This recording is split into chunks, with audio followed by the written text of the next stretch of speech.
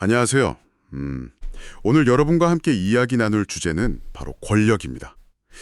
이게 참 매력적이면서도 또 동시에 위험한 주제잖아요. 아, 네. 권력 정말 그렇죠. 시대를 막론하고 사람들을 끌어당기기도 하고 또 파멸시키기도 하는. 맞아요.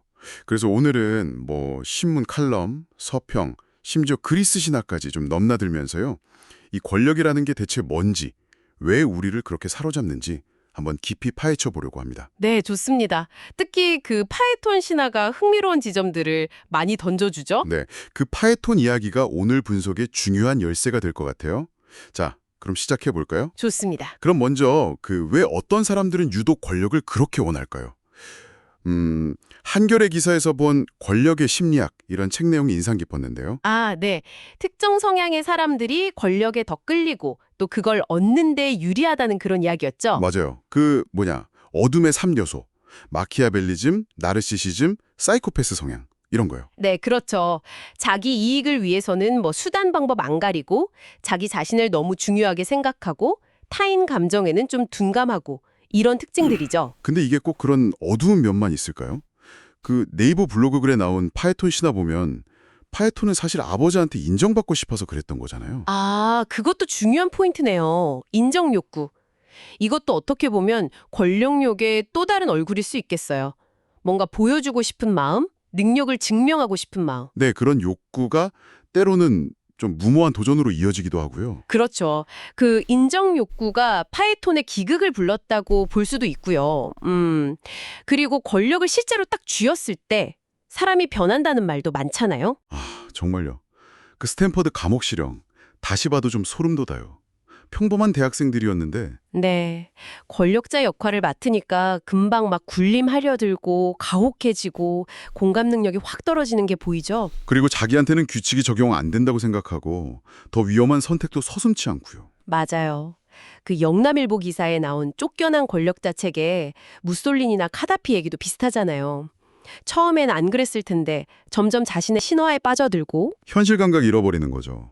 파이낸스 투데이 칼럼에서 마법사의 제자 비유한 것도 딱 그거고요. 감당 못할 힘을 휘두르려다가 오히려 그 힘에 잡아먹히는. 네. 통제불능의 힘은 결국 혼란만 부르는 거죠. 파에톤이 태양마차를 몰다가 세상을 불태울 뻔한 것처럼요. 아, 그러네요. 결국 권력에는 그만큼의 책임이 따른다는 건데 이게 참 어려운 문제 같아요. 그렇죠. 인저리 타임 칼럼에 트루먼 대통령 얘기 나왔잖아요. The buck stops here. 모든 책임은 내가 진다. 네, 그거 정말 멋있다고 생각했어요.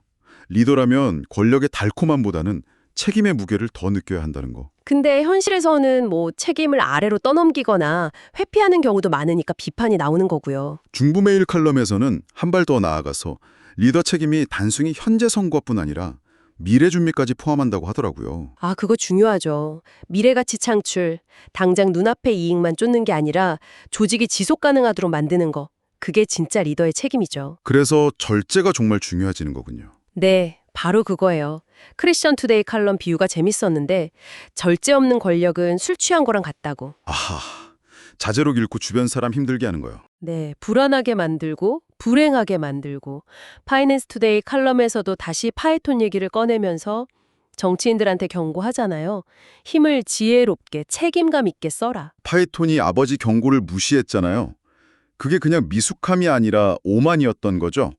자기 능력을 과신하고 조언은 듣지 않는. 맞습니다. 자격도 통제력도 없으면서 그저 힘만 탐하다가는 자신뿐 아니라 공동체 전체를 위험에 빠뜨릴 수 있다는 아주 강력한 교훈이죠. 아, 오늘 이렇게 쭉 얘기를 나눠보니까 권력이라는 게 정말 양날의 검이네요. 엄청나게 매력적인데 그만큼 또 위험하고. 네, 다루기가 정말 까다로운 거죠. 그 힘에 취하지 않고 중심을 잡는다는 게. 네.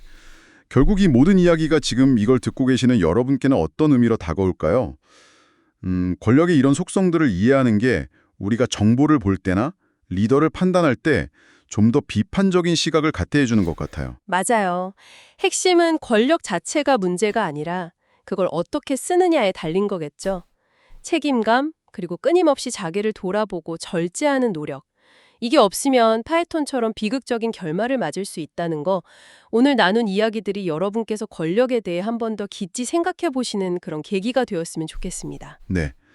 마지막으로 이런 질문을 던져보고 싶네요.